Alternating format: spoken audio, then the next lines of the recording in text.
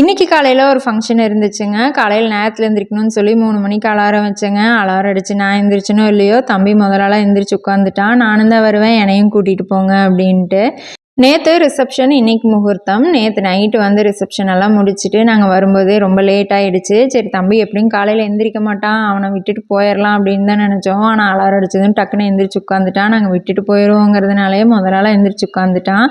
சரி மதியம் தானே ஸ்கூலு, வா போயிட்டு வரலாம் அப்படின்னு சொல்லிட்டு அவன் எந்திரிச்சிட்டதுனால நானும் கூப்பிட்டு போயிட்டேன்.